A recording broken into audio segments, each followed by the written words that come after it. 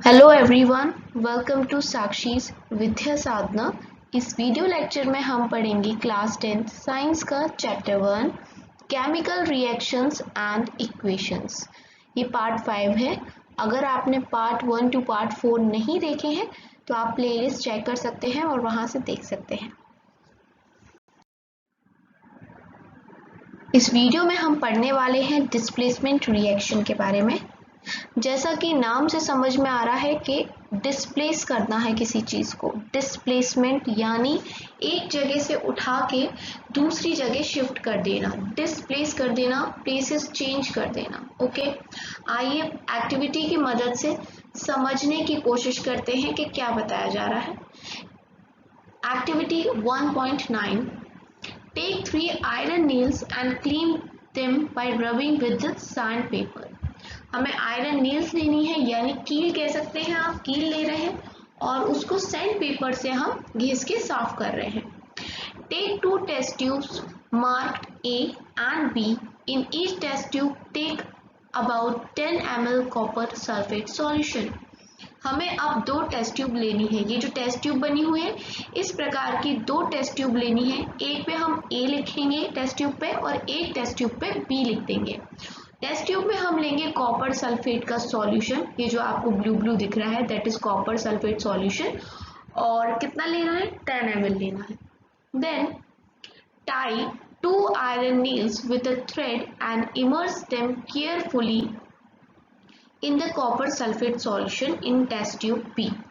अब देखो, धागे से बांधते हुए इस प्रकार हमें ये जो आयरन नेल्स है इसे कॉपर सल्फेट सॉल्यूशन में डाल देना है टेस्ट ट्यूब बी के अंदर और 20 मिनट्स के लिए ऐसे ही छोड़ देना है।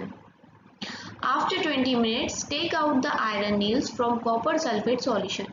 और 20 मिनट के बाद हमें ये जो कील है उसे कॉपर सल्फेट सॉल्यूशन के बाहर निकालना है। अब हम कंपैरिजन करेंगे। Compare the intensity of the blue colour of the copper sulphate solution in the test tube. अब हमारे पास जो 2 टेस्ट ट्यूब है, मैं अभी आपको दिखाऊंगी। दोनों टेस्ट ट्यूब आपकी बुक में भी बने हैं। Test tube A and test tube B के जो कलर है कॉपर सल्फेट का, जैसे यहाँ इतना डार्क ब्लू दे रहा है, उसमें क्या अंतर आया। ऑल्सो हम कंपेयर करेंगे जो आयरन नील्स हमने डिप करी थी कॉपर सल्फेट सॉल्यूशन में और जो एक हमने डिप नहीं करी, उन दोनों में क्या अंतर है।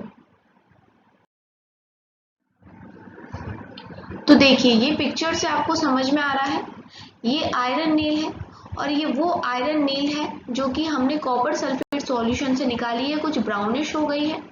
ये पहले कॉपर सल्फेट सॉल्यूशन था जिसके अंदर हमने कोई भी आयरन नील नहीं डाली, जिस टेस्ट ट्यूब को हमने मार्क ए किया था। ये बी वाली टेस्ट ट्यूब है क्योंकि इसके अंदर हमने एक जो आयरन नील्स है ना, उनको 20 मिनट तक डुबा के रखा था, तो इसका कलर हमें थोड़ा लाइट लाइट देखने मिल रहा है। ठीक है, अब हम जानेंगे कि ऐसा क्यों हो रहा है। Why does the iron nail become brownish in color and the blue color of the copper sulfate solution fades? देखिए, आयरन नेल ऐसी थी लेकिन कॉपर सल्फेट में डालने के बाद ऐसी हो गई, ब्राउनिश हो गई। और copper sulphate solution iron nails के पड़ने के बाद फेड हो गया, धुंधला सा पड़ गया, इसका रंग फीका पड़ गया। तो ऐसा क्यों हुआ? क्योंकि एक केमिकल रिएक्शन हो गया। देखो, आयरन की बनी होती है आयरन नील, Fe लिख दिया हमने।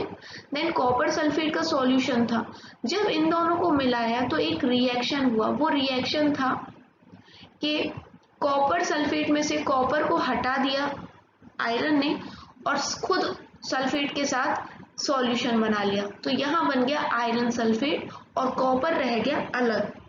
इस रिएक्शन में आयरन हैज डिस्प्लेड और रिमूव अनदर एलिमेंट। जैसा कि मैंने आपको बताया कि आयरन ने क्या करा, कॉपर को हटा दिया और खुद सल्फेट के साथ सॉल्यूशन बना दिया। और इसी रिएक्शन को हम डिस्प्लेसमेंट रिएक्शन कहते हैं। जब भी एक कोई रिएक्टेंट किसी दूसरे को या कोई एक एलिमेंट किसी और एलिमेंट को डिस्प्लेस कर दे, उसकी जगह ले ले, तो हम उसको डिस्प्लेसमेंट रिएक्शन कहेंगे। जैसा कि यहाँ पर Fe ने कॉपर को हटा दिया सल्फेट के पास से और खुद सल्फेट के साथ मिलकर एक अपना सॉल्यूशन ये बना लिया है। अब इसके और भी एग्जाम्पल्स होते हैं, जैसे कि देखिए जिंक और कॉपर सल्फेट, अगर हम जिंक को आयरन की जगह हम जिंक डालते इस कॉपर सल्फेट में तो क्या होता, जिंक सल्फेट बन जाता और कॉपर अपना अकेला छूट जाता। वैसे ही हम क्या करते, अगर लेड का सिंबल होता है Pb, ठीक है, तो अगर हम लेड डालते कॉपर क्लोराइड में तो भी यही होता कि लेड क्लोराइड बनता और कॉपर अकेले छूट जाता। Zinc and lead are more reactive elements than copper, they displace copper from its compound. अब ऐसा क्यों होता है, हमें ये भी तो पता होना चाहिए कि कौन सा एलिमेंट एक पर्टिकुलर एलिमेंट को डिस्प्लेस कर सकता है।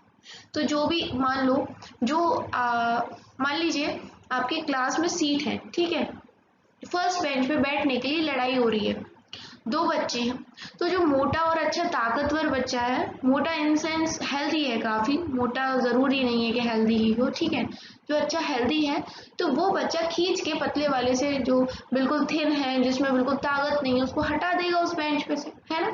तो वैसे ही समझ लो कि जो जिंक एंड लेड है ये हेल्दी बच्चे हैं, जिन्होंने बेचारे से कॉपर कमजोर बच्चे को हटा दिया कि बोला मैं बैठूंगा इस सीट पे, इस तरीके से हुआ है।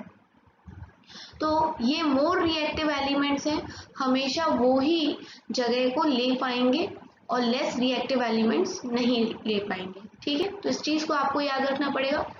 एक मैं आपको डबल डिस्प्लेसमेंट जब करवाऊंगी तो मैं आपको एक सीरीज भी दे दूंगी जिसमें मोस्ट रिएक्टिव एलिमेंट्स के बारे में बताया गया कि कौन किससे ज़्यादा रिएक्टिव है। अगर आप उसको याद कर लेंगे तो आपको डिस्प्लेसमेंट और डबल डिस्प्लेसमेंट रिएक्शंस में दिक्कत नहीं होगी। ये वीडियो था डिस्प्लेसमेंट रिएक्शन के लिए, और नेक्स्ट वीडियो में लेके आऊंगी डबल डिस्प्लेसमेंट रिएक्शन के लिए। छोटे छोटे वीडियो बना रही हूँ ताकि आपको दिक्कत ना हो, जो आप देखना चाहें समझना चाहें आप उसी वीडियो पर क्लिक करें। एक एक घंटे की वीडियोस इसलिए नहीं बना रही हूँ साइंस की। कैसी लगी आपको ये वीडियो छोटी सी, मुझे ज़रूर बताइएगा। मिलते हैं डबल डिस्प्लेसमेंट के साथ, तब तक के लिए take care. Thanks for watching Sakshi's Vidya Sadhana.